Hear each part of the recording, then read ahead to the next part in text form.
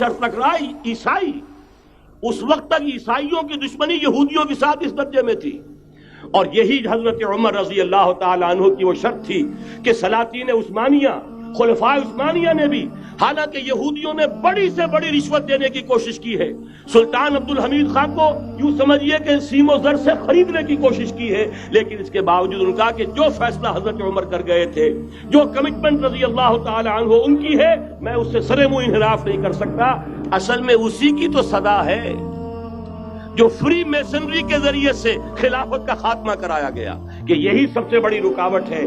اگر خلافت ختم نہ ہوتی اور اگر کہیں جہاد کا اعلان خلیفہ عثمانی کی طرف سے ہو گیا ہوتا تو یہ کہی تھی بات.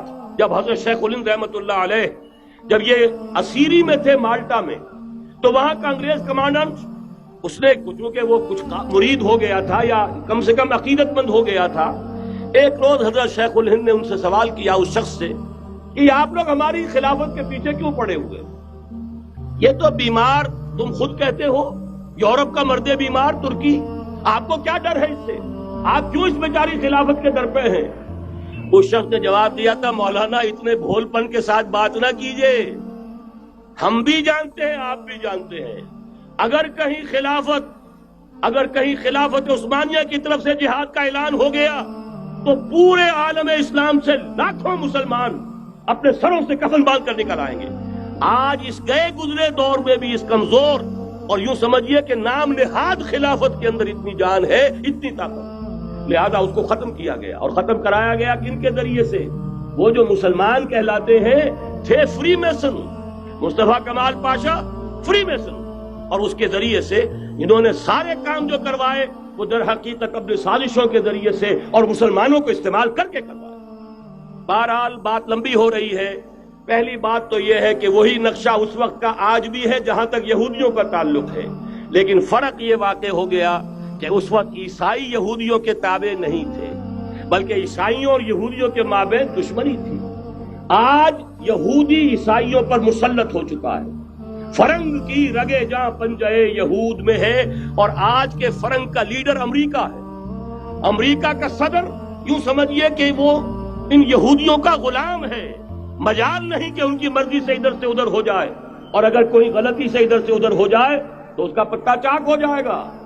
آپ دیکھیے کیا حشر ہوا ہے بش کا، حالانکہ بہت بڑا ہیرو بن کر نکلا تھا گلف وار سے، لیکن ذرا سا ایک بیان دے دیا تھا کہ جو اسرائیل کو پسند نہیں آیا، تو جو الیکشن میں چاروں شانے چت ہوا ہے اس کا جو حشر ہوا ہے وہ دیکھ لیجئے.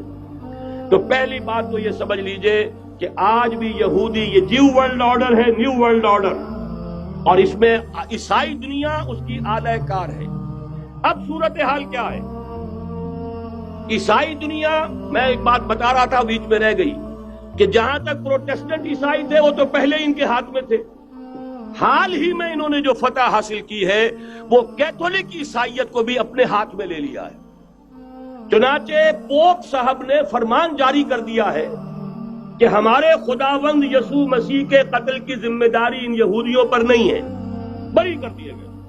1900 برس کے بعد، بلکہ 2000 برس کے قریب ہو گئے، انہیں ایگزونریٹ کر دیا گیا، ایبسالو کر دیا گیا، ان پر ذمہ داری نہیں.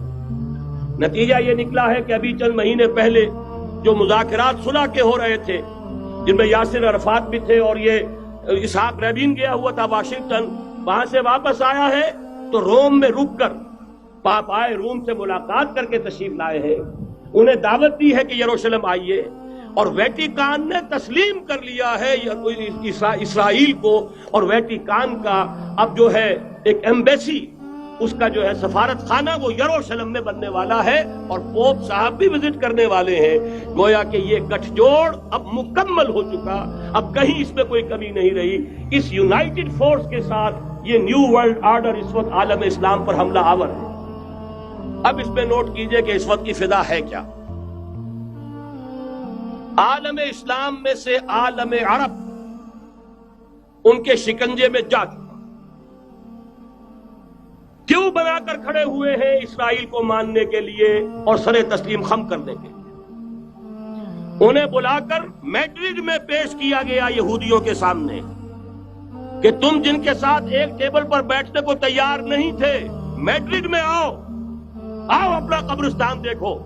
یہ اسپین کی سرزمین جہاں تم خليل بالقرآن هو إمامنا على هداية الله